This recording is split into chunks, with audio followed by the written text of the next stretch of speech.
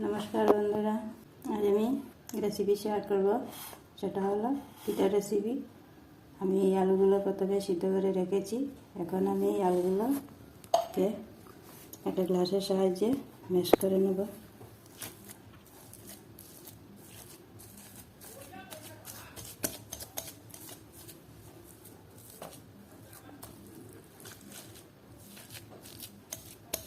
এইভাবে ভালো করে ম্যাশ করে নিতে হবে।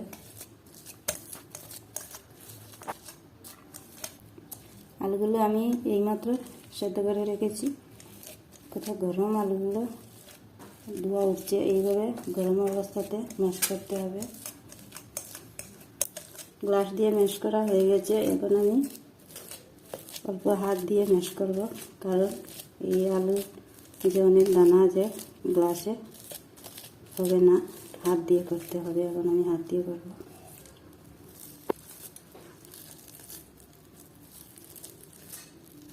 এইভাবে করতে হবে, আলুর দানা যেন না থাকে, না হয় পিঠে করতে পিঠেটা কেটে যাবে আর তেলের ছিটকা গায়েও করতে পারে, হাত মুখ জ্বলে যেতেও পারে।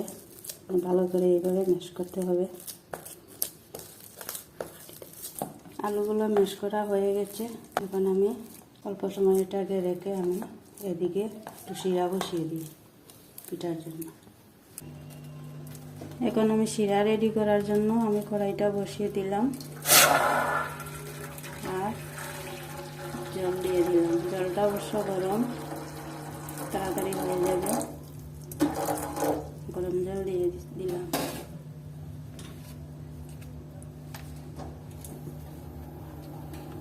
এখন আমি দিয়ে দিব গুড়টা কাটলাম না, বলে যাবে এমনিতেই। যে যেরকম মিষ্টি খাও সেই পরিমাণে দিয়ে দিবে।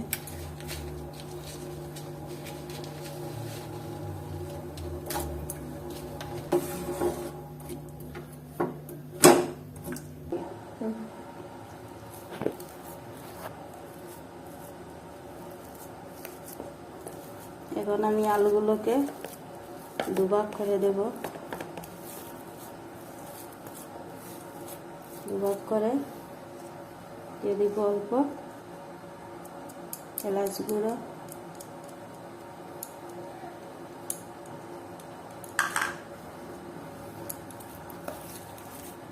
এলাচ গুঁড়ো দিয়ে ভালো করে মেখে নেব।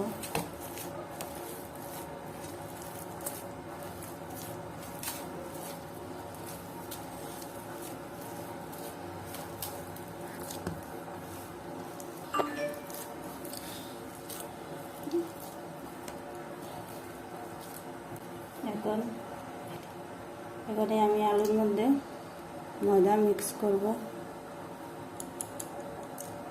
ময়দাটা একসাথে দেব না, অল্প অল্প করে দেব।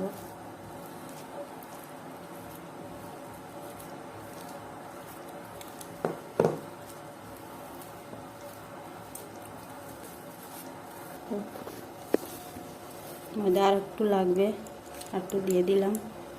ময়দা আবার বেশি দিলে হবে না, পিঠাটা শক্ত হয়ে যাবে, ভিতরে শিরা ঢুকবে না, তাই অল্প অল্প করে দিতে হবে। আর সব একসাথে মাখলাম না, কারণ আগে সব একসাথে মাখলে নরম হয়ে যাবে আলুটা, আর পিঠা বানানো যাবে না। আমি অল্প করে মেখে দিলাম, আলুর উপর রেখে দিলাম। যখন বানাবো তখন এই আলুটা ময়দা মিক্স করব। ময়দা মেশানো হয়ে গেছে। এখন আমি পিঠা বানানো শুরু করি।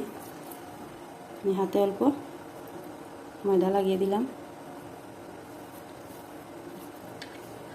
আলুটা নরম, হাতে লেগে যাবে, তাই ময়দার সাহায্যে এটাকে বানাতে হবে।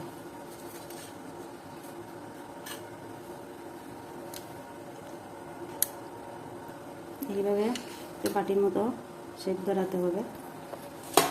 তারপর এখানে নারকেলের পুর ভরে দিলাম।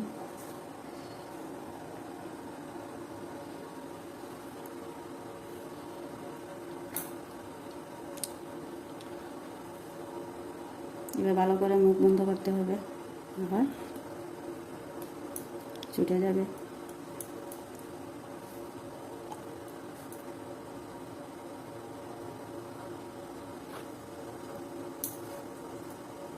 এই পিঠাটা বানানো তো কষ্ট, অনেক নরম থাকে, তো পিঠা বানানোটা কষ্ট হয়।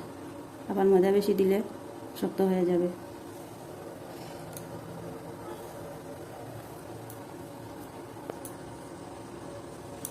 হাতে ময়দা দিয়ে এইভাবে বল বানাতে হবে।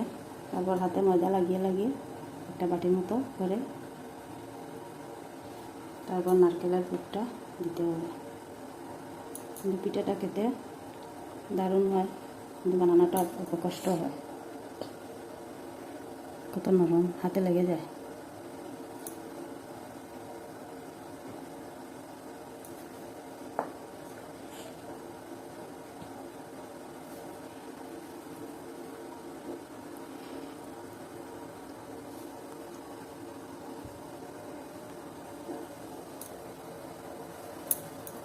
এইভাবে আমি সব পিঠাটা এইভাবে বানাবো, এইভাবে ময়দা লাগিয়ে লাগিয়ে।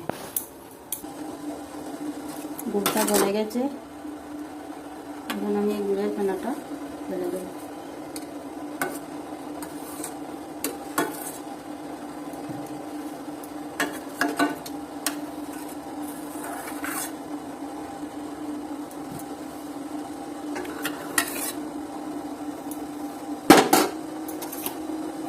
এখন আমি দিয়ে দেবো একটা তেজপাতা, দিয়ে দিলাম এবারের জন্য অর্ধেক গুঁড়ো করে এলাচ দিয়ে দিলাম। এই তেজপাতা আছে, ফ্লেভারটা খুব সুন্দর হবে। এই শিরাটা পাতলা পাতলা রাখতে হবে, না হয় পিঠার মধ্যে শিরা ঢুকবে না। এইভাবে পাতলা রাখতে হবে।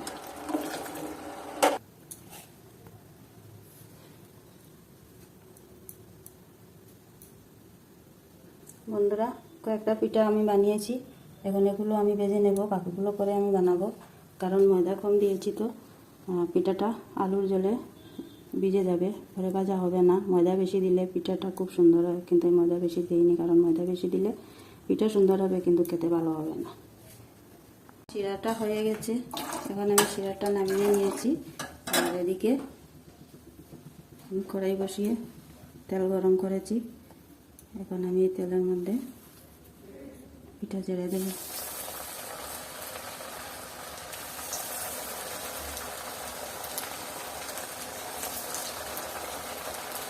এখন নরম পিঠা আস্তে আস্তে দিতে হবে, না হয় ভেঙে যাবে। আর মিডিয়াম ফ্লেমে ভাজতে হবে,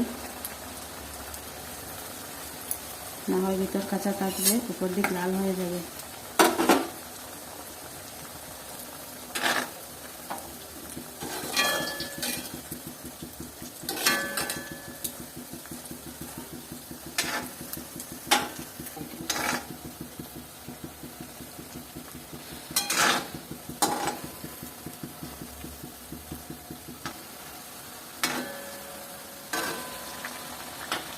বন্ধুরা, এগুলো ভাজা হয়ে গেছে।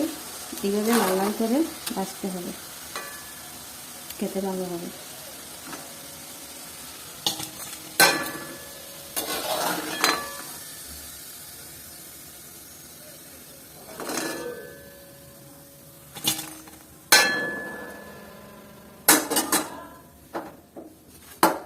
এইভাবে আমি সব পিঠাগুলো ভেজে নেব।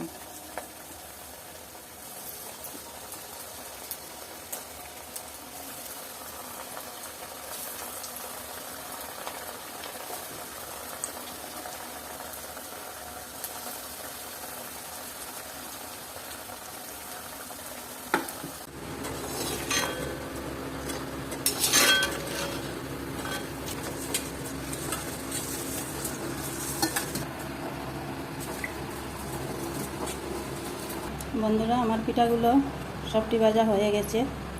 এখন আমি পিঠাগুলোর মধ্যে শিরা দিয়ে দিই। গরম পিঠার মধ্যে গরম গরম শিরা দিতে হবে, না হয় শিরা ঢুকবে না।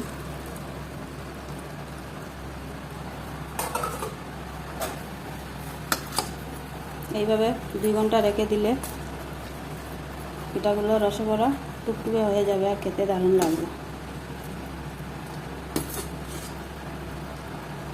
বন্ধুরা এই পিঠাগুলো একবার বানিয়ে খেয়ে দেখবে, খেতে দারুণ লাগবে।